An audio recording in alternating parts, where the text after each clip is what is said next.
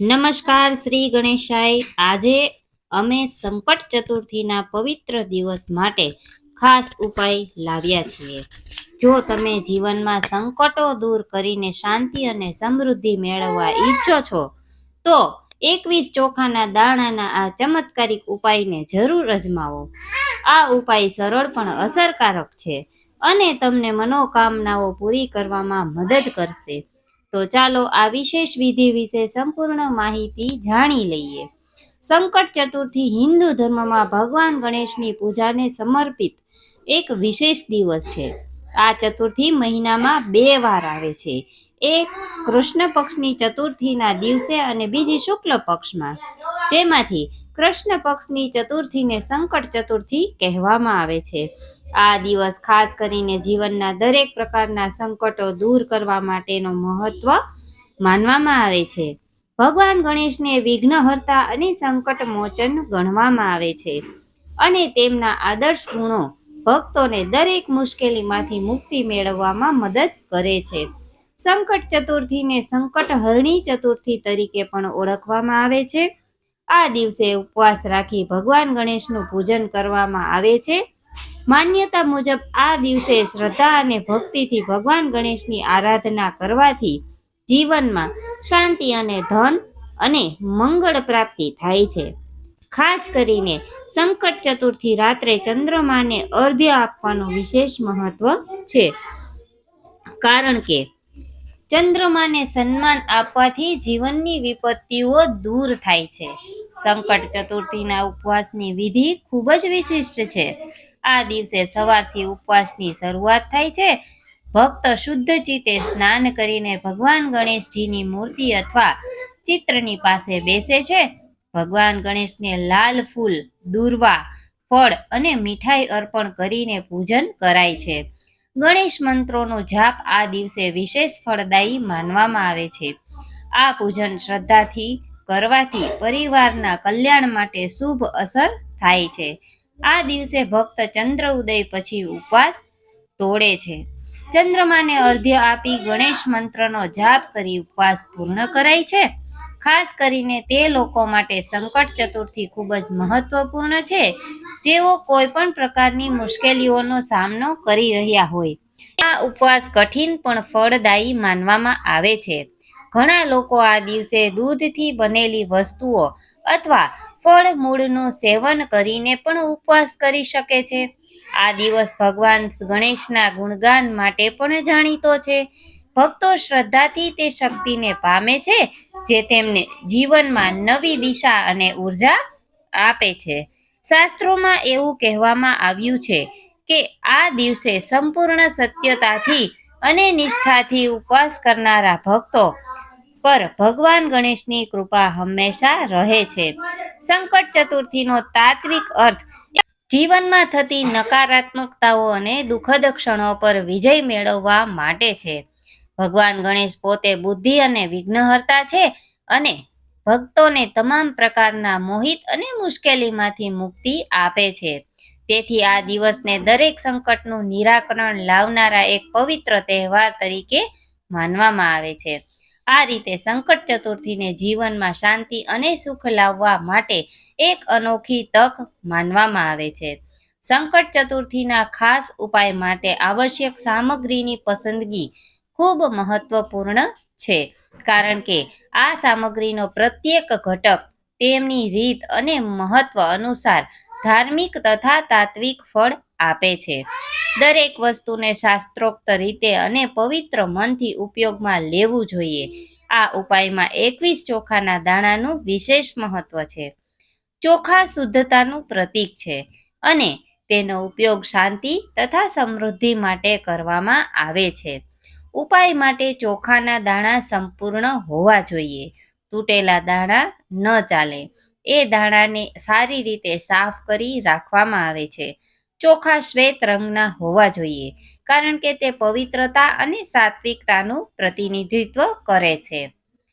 લાલ રંગ શ્રદ્ધા, શક્તિ અને પૂર્ણતાનું પ્રતીક છે. ભગવાન ગણેશને લાલ રંગ વિશેષ પ્રિય છે, એટલે આ કપડું લાલ હોય તો શ્રેષ્ઠ ફળ મળે છે.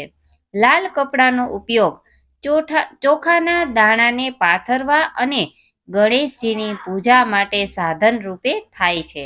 આ કપડું નવું અથવા તો સાફસૂફ હોવું જોઈએ. ઘીનો દીવો પ્રકાશ અને પવિત્રતાનું પ્રતીક છે. ઘીના દીવાથી વિધિ શરૂ થાય છે, જેનાથી ભક્તિમાં એકાગ્રતા વધે છે. ઘી શાસ્ત્રોમાં શુભ ફળ અને સંપત્તિ માટે ઉપયોગી માનવામાં આવે છે.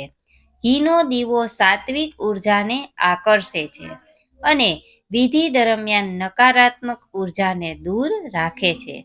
અશોક અથવા પીપળા વૃક્ષનું પાંદડું ભગવાન ગણેશ માટે પવિત્ર માનવામાં આવે છે.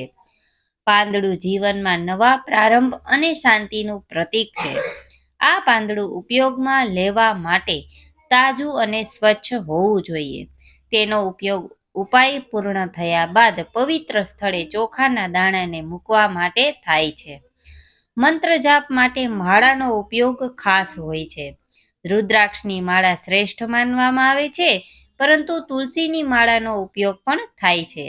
માળા જાપ માટે અત્યંત ઉપયોગી છે, જેનાથી ગણેશજીને મીઠાઈ અને ફળ ખૂબ જ પ્રિય છે. ખાસ કરીને મોદક અથવા લાડુ તેમનો ભોગ માટે શ્રેષ્ઠ માનવામાં આવે છે.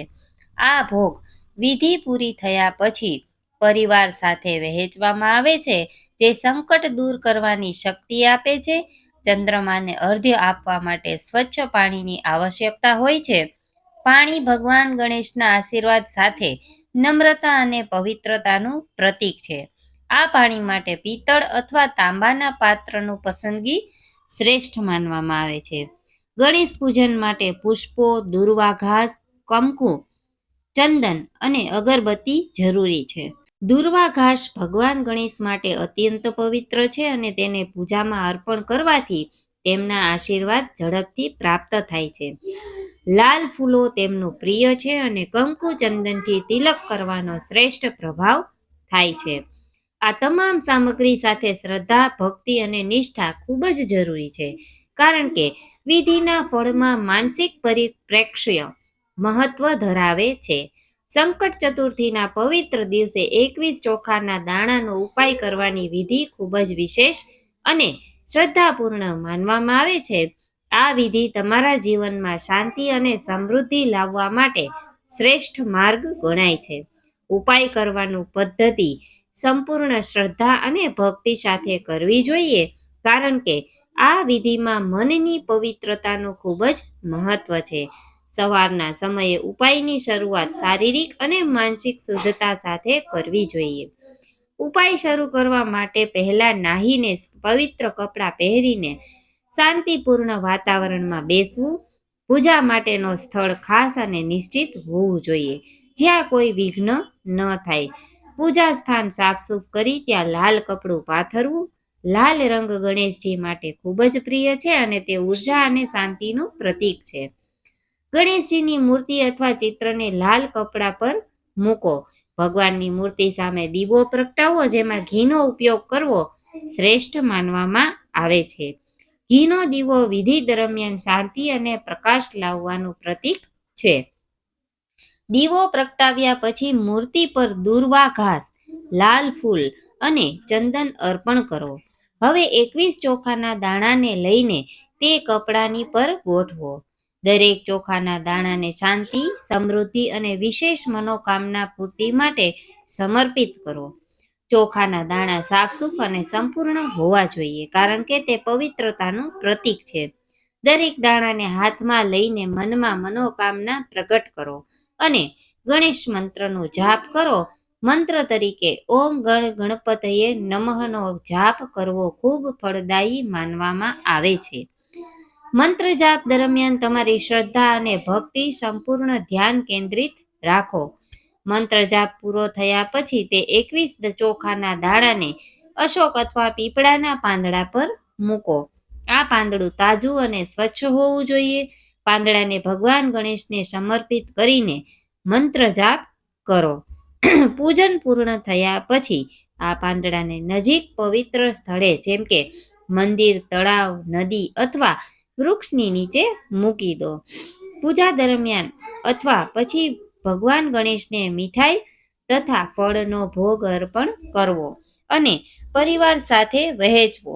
અંતે ભગવાન ગણેશની આરતી ગાવાથી વિધિ પૂર્ણ થાય છે. આ આરતી પૂર્ણ ભક્તિથી કરવી અને પછી ચંદ્રમાને અર્ધ્ય આપી ઉપવાસ તોડવો. ચંદ્રમાને અર્ધ્ય આપવું ખૂબ જ મહત્વનું છે, કારણ કે તે જીવનમાંથી નકારાત્મકતાને દૂર કરે છે અને મનોકામનાઓ પૂરી કરે છે. આ વિધિમાં શ્રદ્ધા અને ભક્તિની સાથે નિષ્ઠાનું પણ મહત્વ છે. જો આ પદ્ધતિ શાસ્ત્રોક્ત રીતે અને પવિત્રતાથી કરવામાં આવે તો ભગવાન ગણેશજીની કૃપા પ્રાપ્ત થવી નિશ્ચિત છે. સંકટ ચતુર્થીનો 21 ચોખાના દાણાનો ઉપાય શાસ્ત્રોમાં ખૂબ જ અસરકારક અને ફળદાયી માનવામાં આવ્યો છે. આ ઉપાયનો હેતુ માત્ર શારીરિક અને સામાજિક મુશ્કેલીઓ દૂર કરવો જ નહીં, પરંતુ આત્મિક શાંતિ અને આધ્યાત્મિક પ્રગતિ માટે પણ છે. ભગવાન ગણેશજીને વિઘ્નહર્તા અને સંકટ મોચન તરીકે પૂજવામાં આવે છે અને તે દરેક પ્રકારના સંકટો અને જીવનની અવરોધો દૂર કરવા માટે શ્રેષ્ઠ માનવામાં આવે છે. આ ઉપાયની સૌથી મોટી વિશેષતા એ છે કે તે જીવનમાં રહેલા નાનાથી મોટા વિઘ્નોને દૂર કરવામાં મદદ કરે છે. ચાહે તે આરોગ્ય સંબંધિત સમસ્યા હોય, નોકરી કે વ્યવસાયમાં અવરોધ હોય કે પછી ઘરમાં શાંતિનો અભાવ હોય, આ ઉપાય દરેક પ્રકારની સમસ્યાને દૂર કરવા માટે અચૂક માનવામાં આવે છે. 21 ચોખાના દાણા અનમોલ આશીર્વાદ તરીકે કામ કરે છે, જેનાથી ગતિરોધો દૂર થાય છે અને નવી શરૂઆત માટે માર્ગ થાય છે. માન્યતા છે કે આ ઉપાય ભગવાન ગણેશને સંપૂર્ણ શ્રદ્ધા સાથે અર્પણ કરવાથી કોઈ પણ મનોકામના પૂર્ણ થાય છે. દરેક ચોખાના દાણાને કોઈ ખાસ ઈચ્છા માટે સમર્પિત કરવા પર તે ઈચ્છા પૂર્ણ થવા માટે માર્ગ તૈયાર થાય છે. આ પ્રક્રિયા આશીર્વાદ, આશાવાદ અને શ્રદ્ધાના દર્શન માટે મહત્વપૂર્ણ છે. આ ઉપાય ઘરના વાતાવરણમાં શાંતિ લાવે છે અને પરિવારજનો સાથે મંગલમય પરિસ્થિતિ સર્જે છે. ચોખા, જે શાંતિ અને પૂર્ણતાનું પ્રતીક છે, તેઓ દ્વારા કરવામાં આવેલ આ ઉપાય સમૃદ્ધિ પ્રદાન કરે છે. ઘરમાં શાંતિથી સંબંધો મજબૂત બને છે અને ઘરના સભ્યો વચ્ચે પ્રેમ અને સુખ વધે છે. આ ઉપાય માત્ર ભૌતિક સમસ્યાઓ માટે જ નહીં, પરંતુ આધ્યાત્મિક પ્રગતિ માટે પણ ઉત્તમ માનવામાં આવે છે. ભગવાન ગણેશના મંત્રો સાથે આ ઉપાય કરવામાં આવે છે, જે ભક્તિ અને આધ્યાત્મિકતાને મજબૂત કરે છે. મન એકાગ્ર થાય છે, જેનાથી વ્યક્તિ વધુ ધ્યાન અને આધ્યાત્મિક પ્રકાશ પ્રાપ્ત કરી શકે છે. આ ઉપાય જીવનના આર્થિક અને અવરોધોને દૂર કરવા માટે ખૂબ જ અસરકારક છે. જો નોકરી કે વ્યવસાયમાં અવરોધ આવી રહ્યા હોય અથવા ધન પ્રાપ્તિ માટે પ્રયત્નો નિષ્ફળ જઈ રહ્યા હોય, તો આ ઉપાયથી આર્થિક સ્થિરતા અને વૃદ્ધિ મળે છે. ચોખાના દાણા, જેમણે સમૃદ્ધિનું પ્રતીક છે, તેઓ આર્થિક શાંતિ માટે અનુકૂળ થાય છે. આ ઉપાયના દ્વારા ઘરના વાતાવરણમાં રહેલી નકારાત્મક શક્તિઓનો નાશ થાય છે. 21 ચોખાના દાણાનો પ્રભાવ ઘરમાં સકારાત્મક ઉર્જાને આકર્ષે છે, જેનાથી પરિવારના સભ્યોનો સ્વભાવ મલાયમ બને છે અને ઘરમાં હંમેશા સકારાત્મક વાતાવરણ રહે છે. આ ઉપાય કરવાથી માત્ર વ્યક્તિ માટે જ નહીં, પણ સમગ્ર પરિવાર માટે કલ્યાણ થાય છે. ઉપાયના ફળ રૂપે પરિવારજનોના સ્વાસ્થ્યમાં સુધારો થાય છે, આર્થિક સ્થિતિ મજબૂત બને છે અને દરેક સભ્ય માટે સુખદ આશીર્વાદ પ્રાપ્ત થાય છે. આ ઉપાય કરનારા ભક્તોમાં આત્મવિશ્વાસ અને આશાવાદી દ્રષ્ટિકોણનો વિકાસ થાય છે. તે વ્યક્તિને પોતાની ભૂતકાળની પરિસ્થિતિઓથી આગળ વધવા માટે પ્રેરિત કરે છે અને નવા પ્રસંગો માટે માર્ગ બનાવી શકે છે. શ્રદ્ધા અને ભક્તિના ભાવ સાથે આ ઉપાય કરવાથી વ્યક્તિની અંદર સાત્વિકતા વધે છે અને સાત્વિક ભાવના માનસિક શાંતિ લાવે છે અને ભવિષ્ય માટેની યોજનાઓને વધુ સારો રૂપ આપે છે. આ વિધિ અને ઉપાયના ફાયદા જીવનના દરેક સ્તરે અનુભવી શકાય છે.